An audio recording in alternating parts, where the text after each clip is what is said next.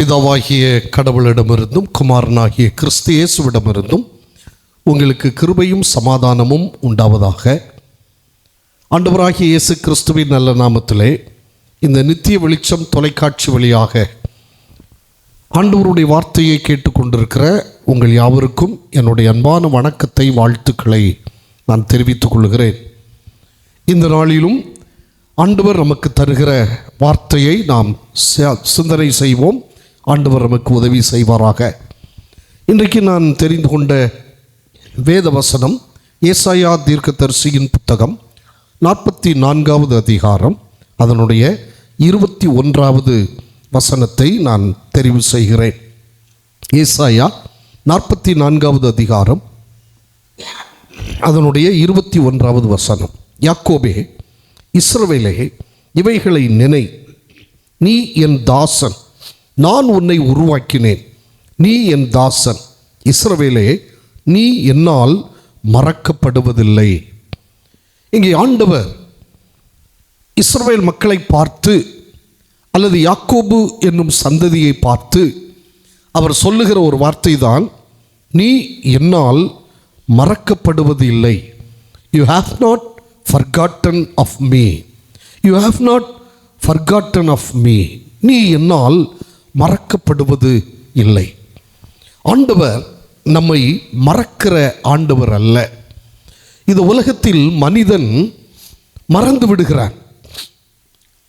பிள்ளைகள் பெற்றோரை மறந்து விடுகிறார்கள், பெற்றோர் பிள்ளைகளை மறந்து விடுகிறார்கள், சகோதரன் சகோதரனை மறந்து விடுகிறான், சகோதரி சகோதரியை மறந்து விடுகிறார்.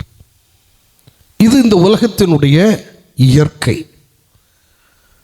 சுயநலம் என்ற ஒரு சிந்தனை மனிதனுக்குள்ளே மேலெழுந்து நிற்கிறபடியால் மனிதன் சுயநலவாதியாக மாறிவிட்டான்.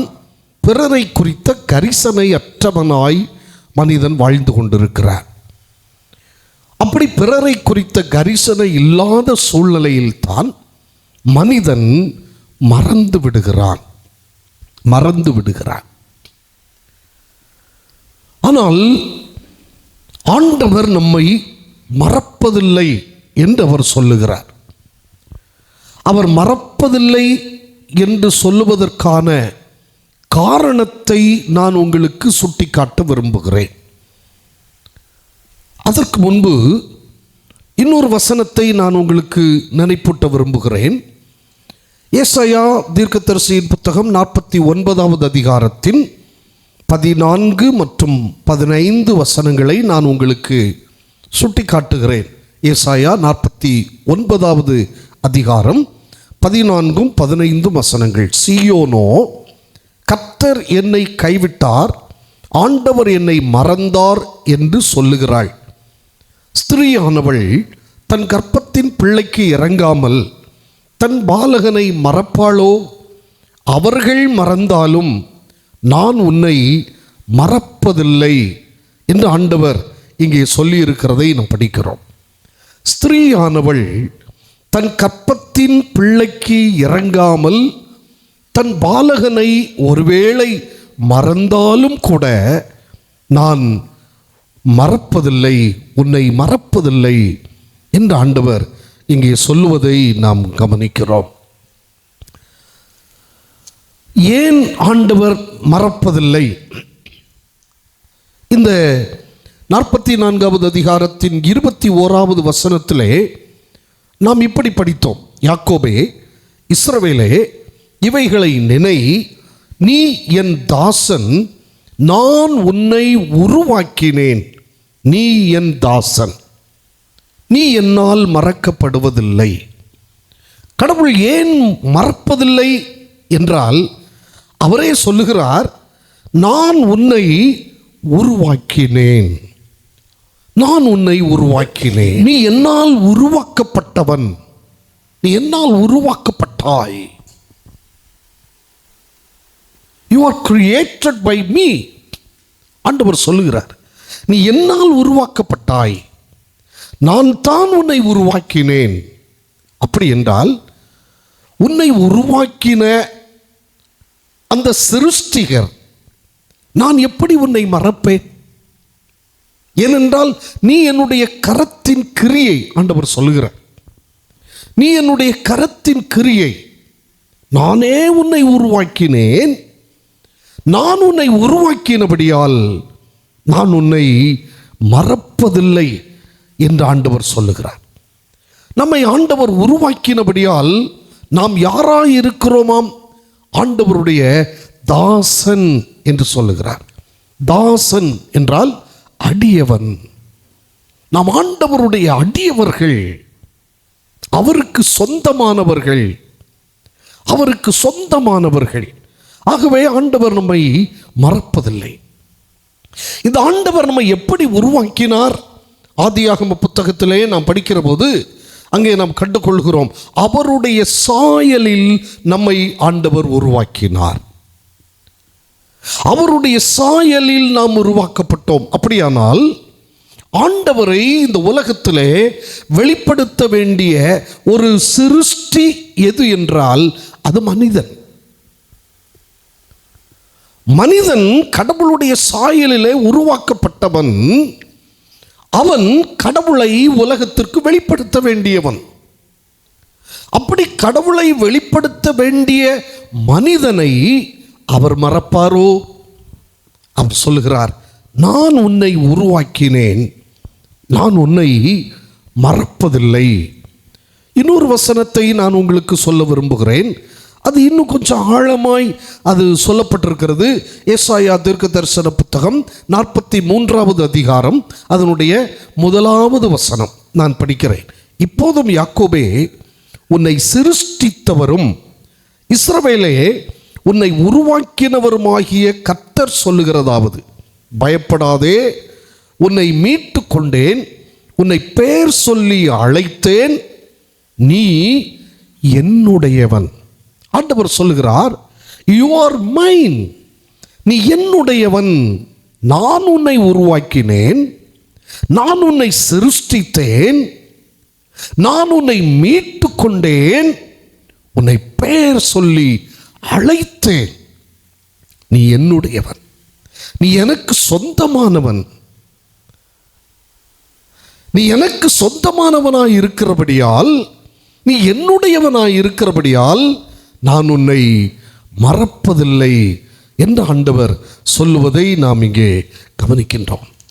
ஏசாயா தீர்க்கதரிசன புத்தகம் 46வது அதிகாரத்தினுடைய 3-4 வசனங்களிலே ஆண்டவர் இந்த யாக்கோபு என்னும் சந்ததிக்கு சொல்லுகிற காரியத்தை நாம் படித்தால் அதிலே சொல்லப்பட்டிருக்கிறது. 3வது வசனத்தினுடைய பிந்திய பகுதி சொல்லுகிறது, தாயின் வயிற்றில் உற்பத்தியானது முதல் உங்களை தாங்கினேன்.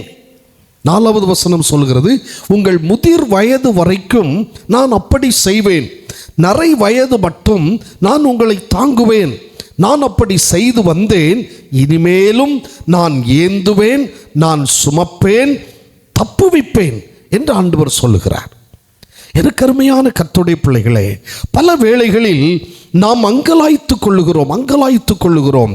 ஆண்டவர் என்னை மறந்தார் என்று சொல்லுகிறோம், ஆண்டவர் என்னை கைவிட்டார் என்று சொல்லுகிறோம், கடவுள் கூட கண் திறந்து பார்க்கவில்லை என்று சொல்லுகிறோம். ஆனால் அப்படியெல்லாம் இல்லை.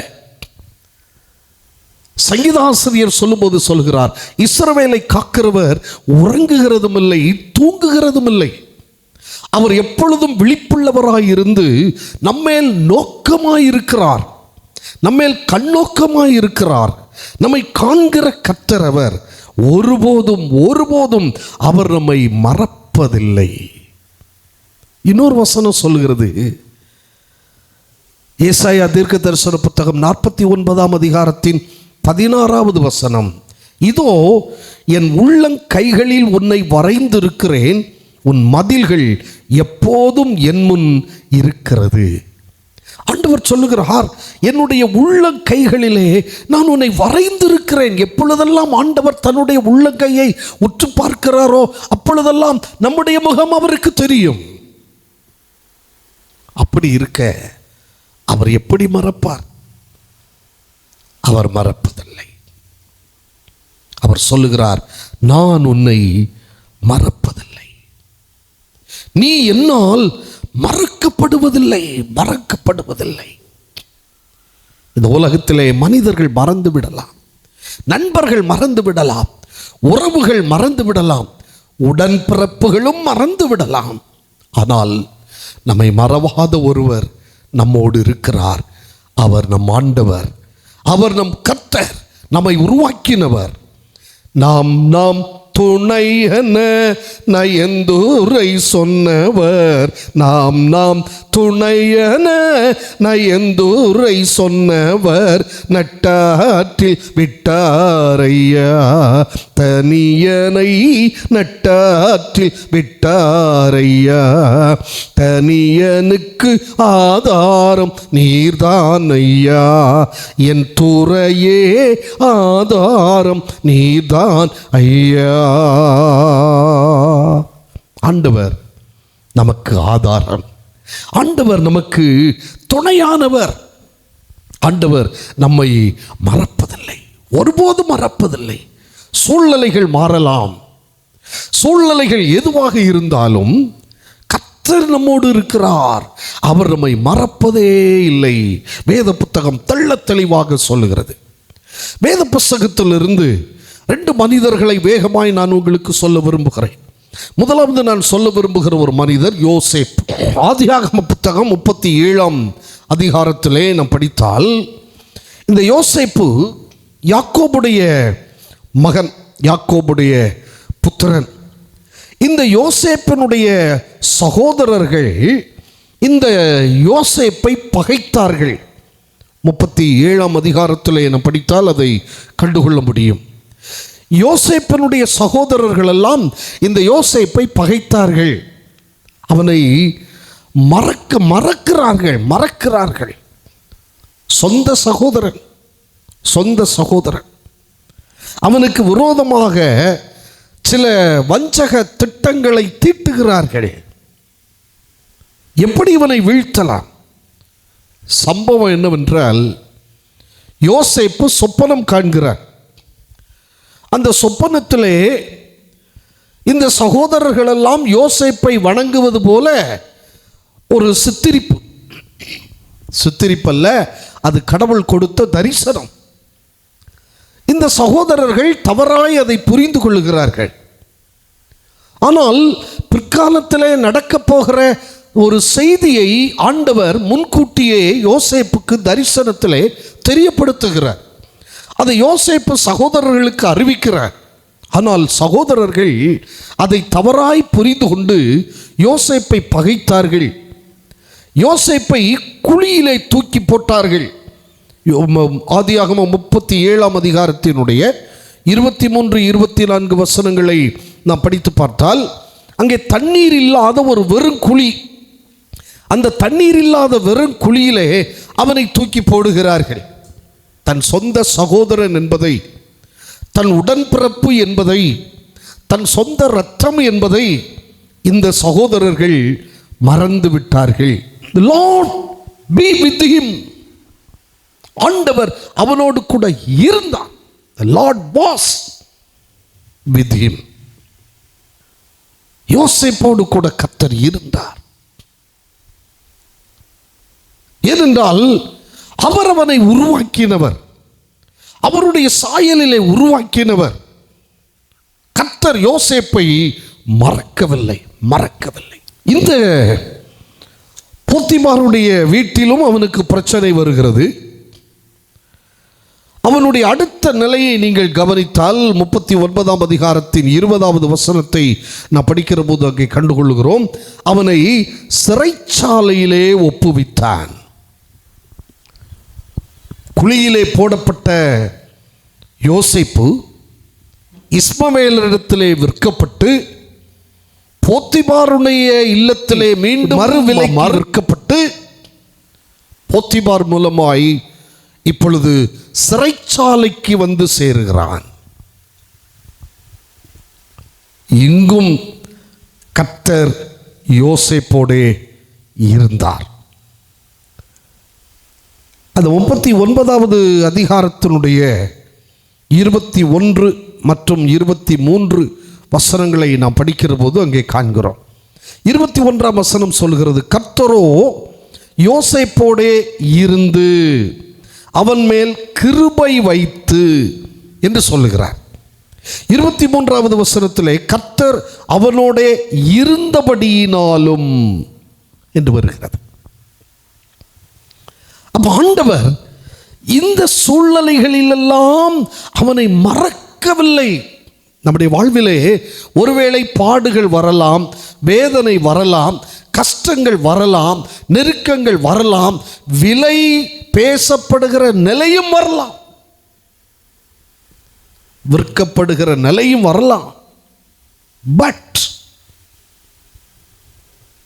அவர் லார்ட் இஸ் வித் அஸ். நம் கர்த்தர் நம்மோடு இருக்கிறார். மறந்து விடாதீர்கள், அவர் நம்மை மறப்பதில்லை. அவர் நம்மை மறப்பதில்லை. He will not forget me. அவர் என்னை மறப்பதில்லை. அவர் என் மேல் நினைவாயிருக்கிற கர்த்தர், என்னை எப்போதும் நினைக்கிற கர்த்தர். அவர் ஒருபோதும் மறப்பதில்லை. சிறைச்சாலையில் இருக்கிறான். அங்கே பானபாத்திரக்காரனும் சுயம்பாகிகளுடைய தலைவனும் சொப்பனம் காண்கிறார்கள். அந்த சொப்பனத்துக்கு யோசேப்பு அர்த்தம் சொல்லுகிறான். அந்த அர்த்தத்தின்படியே நடக்கிறது. அப்ப அந்த பானபாத்திரக்காரன் இடத்துல யோசேப்பு சொல்லுகிறான், நீ வாழ்ந்திருக்கிற போது என்னை நினைவு கூர், என்னை நினை. 40வது அதிகாரத்திலே நாம் அதை படிக்க முடியும். 14வது வசனம், 40ஆம் அதிகாரம் 14ஆம் வசனம். அவர் சொல்லுகிறான், நீ வாழ்வடைந்திருக்கும் போது என்னை நினைத்து என் மேல் தயவு வைத்து என் காரியத்தை பார்வோனுக்கு அறிவித்து இந்த இடத்திலிருந்து என்னை விடுதலையாக்க வேண்டும் என்று சொல்லுகிறார்.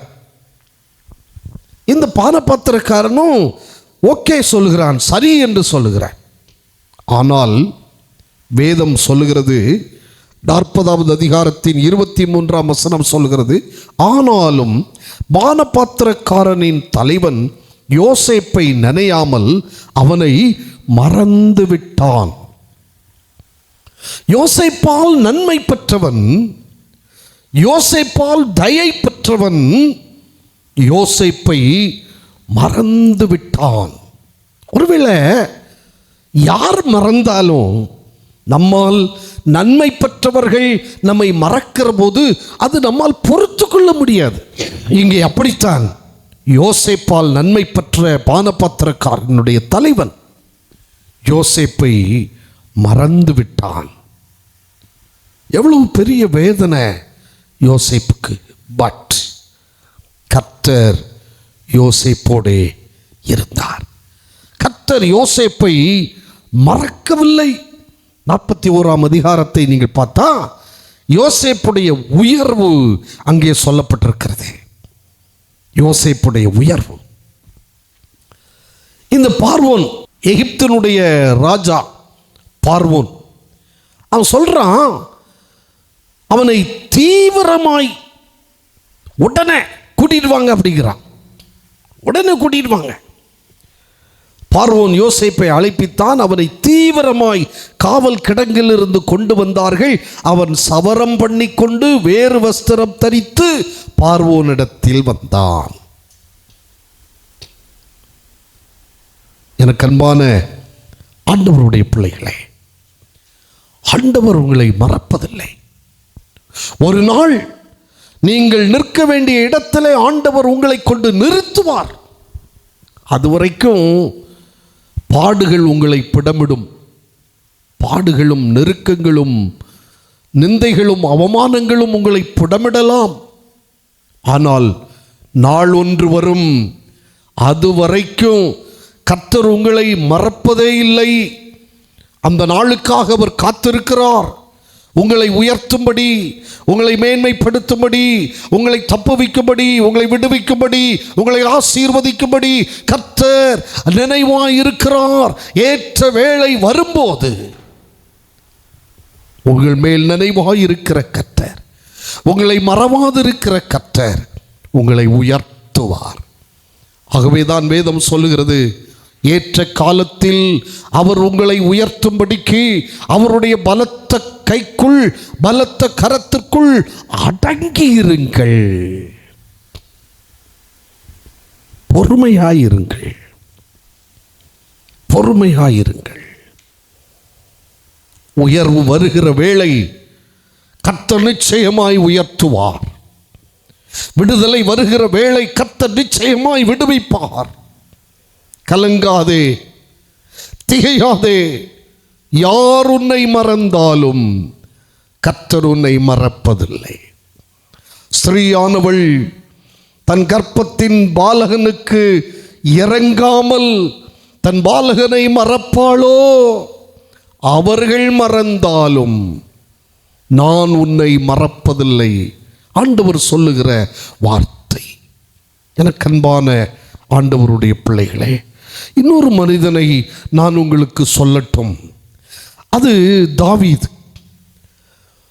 சங்கீத புத்தகம் 71வது சங்கீதத்தினுடைய 9வது வசனம் சொல்லுகிறது, முதிர்ந்த வயதில் என்னை தள்ளிவிடாமலும் என் பலன் ஒடுங்கும் போது என்னை கைவிடாமலும் இரும் என்று தாவீது ஆண்டவரை பார்த்து கேட்கிறார். ஆண்டவரே, என்னுடைய முதிர்ந்த வயதில் என்னை தள்ளி விடாதிருமப்பா, என் பலன் ஒடுங்கும் போது என்னை கைவிடாதிரும் ஆண்டவரே. 7வது வசனத்திலே அவர் சொல்லுகிறார், அநேகருக்கு நான் ஒரு புதுமை போலானேன், நீரோ எனக்கு பலத்த அடைக்கலமாயிருக்கிறீர். புதுமை போலானேன். அப்படி என்றால் அநேகர் என்னை ஒரு பைத்தியக்காரனை போல நினைக்கிறார்கள், எண்ணுகிறார்கள். நான் ஒரு வேடிக்கை பொருளானேன் அநேகருக்கு. 10வது வசனத்திலே நான் படிக்கிற போது, என் சத்துருக்கள் எனக்கு விரோதமாய் பேசி என் ஆத்துமாவுக்கு காத்திருக்கிறவர்கள் ஏகமாய் ஆலோசனை பண்ணி. 11ஆம் வசனத்தில் அவங்க சொல்றாங்க, தேவன் அவனை கைவிட்டார், அவரை தொடர்ந்து பிடியுங்கள், அவரை விடுவிப்பார் இல்லை என்கிறார்கள். ஆனால் கர்த்தரோ தாவீதை மறக்கவில்லை, மறக்கவில்லை. அவன் மேல் நினைவாயிருந்தார், அவனை நினைத்தார். எனக்கு அன்பான ஆண்டவருடைய பிள்ளைகளே, ஆண்டவர் உங்களை மறப்பதில்லை, மறப்பதில்லை. ஏன் தெரியுமா? தாவீது சொல்லுகிறார், 71ஆம் சங்கீதத்தினுடைய 5வது வசனத்திலே தாவீது சொல்லுகிறார், கர்த்தராகி ஆண்டவரே, நீரே என் நோக்கமும் என் சிறு வயது தொடங்கி என் நம்பிக்கையுமாயிருக்கிறீர். என் நம்பிக்கை நீரே. எனக்கு அன்பான ஆண்டவருடைய பிள்ளைகளே, அந்த ஆண்டவர் இன்றைக்கு உங்களுக்கு சொல்லுகிறார், இஸ்ரவேலே, யாக்கோபே, நான் உன்னை உருவாக்கினேன், நீ என் தாசன், நான் உன்னை மறப்பதில்லை, நீ என்னால் மறக்கப்படுவதில்லை. சூழ்நிலைகள் வித்தியாசமாய் தோன்றலாம், நெருக்கங்களும் வேதனைகளும் பாடுகளும் பிரயாசங்களும் பிரச்சனைகளும் உன்னை நெருக்கி வேதனைப்படுத்தலாம். ஆனால் உன்னை உருவாக்கின ஆண்டவர் சொல்லுகிறார், நீ என்னால் மறக்கப்படுவது இல்லை. நான் தான் உன்னை உருவாக்கினேன், நீ என்னுடைய தாசன், என்னுடைய அடியவன், என் உள்ளம் கைகளில் உன்னை வரைந்திருக்கிறேன், எப்போதும் நீ என் கண்முன் இருக்கிறாய், நான் உன்னை மறப்பதே இல்லை. உனக்கு வருகிற பாடுகளை நான் அறிந்திருக்கிறேன், உனக்கு வருகிற நெருக்கங்களை, நிந்தனைகளை, வேதனைகளை, பிரயாசங்களை நான் அறிந்திருக்கிறேன். நீ என்னால் மறக்கப்படுவதில்லை, நான் உன்மேல் நினைவாயிருக்கிறேன். உனக்கு என்ன செய்ய வேண்டுமோ அதை நான் ஏற்ற வேளையில் செய்வேன். காத்திரு, பொறுத்திரு, நம்பிக்கையோடு இரு, என்னை நோக்கியிரு என்று ஆண்டவர் நம்மை பார்த்து சொல்லுகிறார். எனக்கு அன்பான ஆண்டவருடைய பிள்ளைகளே, கண்களை மூடுவோமா? உங்களை மறவாத ஒரு ஆண்டவர் உங்களோடு இருக்கிறார். கண்டுனை அழைத்தவர் கரமதை பார், அவர் கை விடாதிருப்பார். கண்டுனை அழைத்தவர் கரமதை பார், அவர் கைவிடாதிருப்பார். அவர் கைவிடவே மாட்டார். உன்னை ஒருபோதும் அவர் கைவிடுகிறவர் அல்ல. நீ அவரால் மறக்கப்படுவதில்லை. உன்னை அவர் மறப்பதில்லை. எப்போதும் உன்மேல் நினைவாயிருக்கிறார். ஆகவே நீ சோர்ந்து போகாதே, நீ சோர்ந்து போகாதே, சோர்ந்து போகாதே. கண்டுனை அழைத்தவர் கரமதை பார், அவர் கை விடாதிருப்பார். ஆண்டுகள் தோறும் உனக்கவர் அளித்த ஆசைகளை எண்ணிப்பார், எண்ணிப்பார், எண்ணிப்பார், எண்ணிப்பார். ஒன்றொன்றாய் அதை எண்ணிப்பார். காப்பார், உன்னை காப்பார், காத்தவர் காப்பார், இன்னும் இனிமேலும் காத்திடுவார். கலங்காதே மனமே, காத்திடுவார். கலங்காதே மனமே, காத்திடுவார். ஆண்டவர் உன்னை மறப்பதில்லை. அன்பின் பிதாவே, உம் வார்த்தைகளை கேட்டோம் ஜனத்தை ஆசீர்வதியும். உம் சட்டைக்குள் மறைத்து கிருபையினால் நிறைத்து காத்தருளும். இயேசுவின் நாமத்தில் பிதாவே, ஆமென். God bless you.